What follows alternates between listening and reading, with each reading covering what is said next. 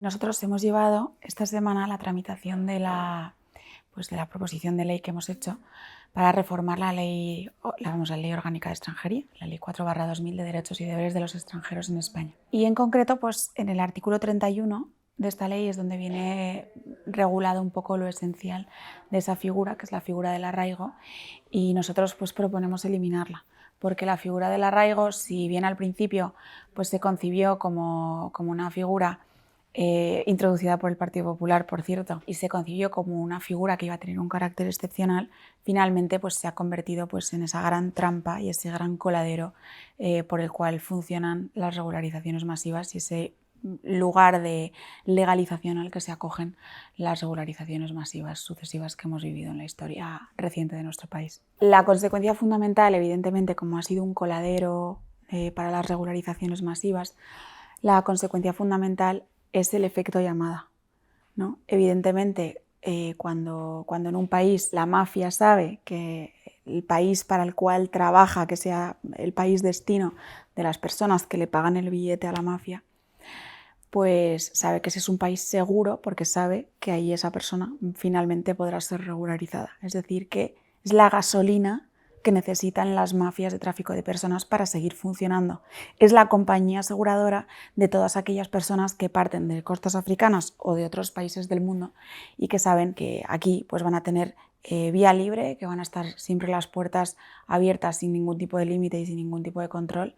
Y esto, en definitiva, pues claro, ha supuesto pues, un incremento masivo, millonario, de personas que llegan cada vez más. Pues mira, en el año 2020 había unos 44.000 solicitudes que se acabaron regularizando a través de la figura del arraigo, de este artículo 31 de la Ley 4/2000.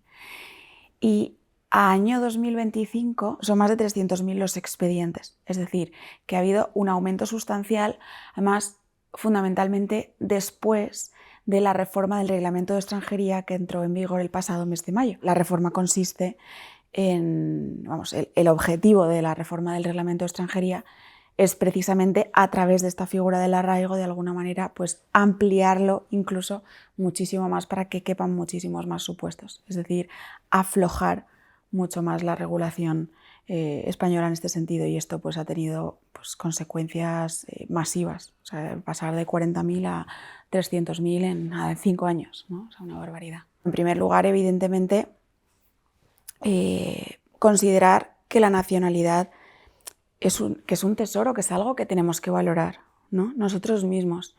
Y si no lo valoramos y si no ponemos las herramientas jurídicas para que la nacionalidad sea valorada, pues pagaremos las consecuencias a nivel de, pues de suicidio colectivo, ¿no? y de borrado de nuestra cultura y de nuestra identidad, ¿no?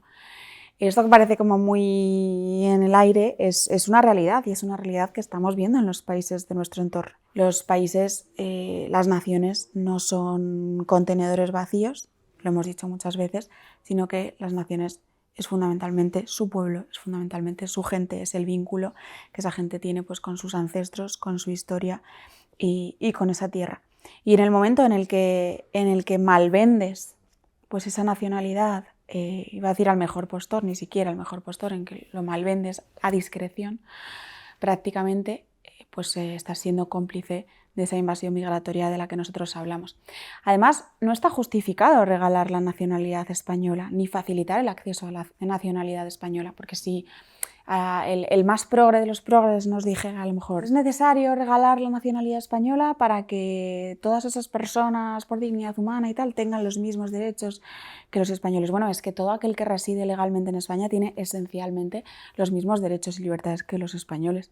Entonces no está justificado para nada el abrir una puerta a que podamos ir regalando pues algo que es un tesoro y que deberíamos seguir considerándolo como un tesoro, porque es la cristalización de lo más elemental que tenemos, que es nuestra identidad colectiva. Este es otro de los cuentos, ¿no? Se necesitan inmigrantes para mantener las pensiones, se necesitan inmigrantes para mantener la economía, se necesitan inmigrantes para hacer los trabajos que los españoles no quieren hacer, ¿no? ¿La realidad cuál es? La realidad es que Europa y España en concreto sufren un infierno demográfico además que no ha sido pues contrarrestado con ningún tipo de medida natalista, con ningún tipo de ayuda a las familias españolas para que puedan tener hijos y para que puedan ser solventes.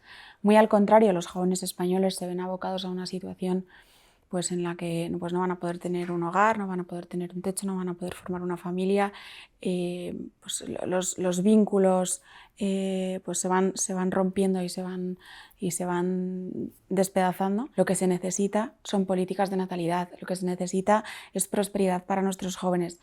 Habrá pensiones si hay futuro para España y si hay futuro para los españoles jóvenes. Si constantemente lo que hacemos es considerar que la población son exclusivamente números, que no son personas, son números de una cuenta de resultados y nos da igual de qué país sean y nos da igual qué vínculos tengan, pues evidentemente eso también va a repercutir en las economías del Partido Popular. Ya sabemos que cuando ellos dicen que están a favor de la inmigración legal, es decir, que quieren luchar contra la inmigración irregular, ya sabemos cuáles son sus recetas.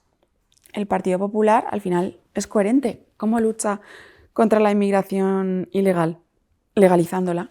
Es lo que ha hecho en la historia del Partido Popular. El Partido Popular tiene el copyright de las regularizaciones masivas que se iniciaron con el señor Aznar. El Partido Popular en el pasado ha regularizado a más de 600.000 inmigrantes en nuestro país y les regularizaba incluso en algunas ocasiones con pues un ticket de compra o un bonobús o, en fin, con cualquier tipo de prueba. El Partido Popular introduce esta figura del arraigo que al final supone pues, que esa persona en concreto sencillamente tenga que demostrar cuánto tiempo lleva residiendo en España y entonces se puede pues, acoger a algún tipo de las figuras de arraigo, que hay 5 más o menos.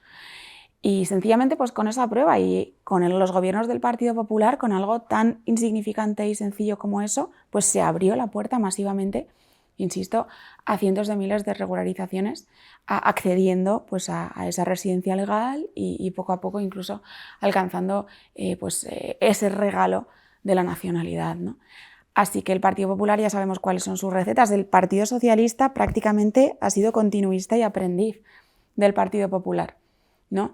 Y bueno, está llegando más lejos en el sentido de que está pues, abriendo más si cabe las fronteras de España, ¿no? Pero no podemos olvidarnos que al final ambas formaciones políticas, digan lo que digan, pues ya conocemos cuáles son sus hechos, ¿no? Así que yo creo que los españoles tampoco son tontos. Los españoles saben perfectamente que si su barrio es irreconocible, que si cada vez que una persona protesta porque ha visto cómo se devalúan sus servicios públicos, la respuesta de las instituciones y de los medios de comunicación de masas es llamarles racistas o xenófobos, todos esos españoles saben muy bien quién les ha traído hasta aquí, ¿no? Y yo creo que votarán en consecuencia.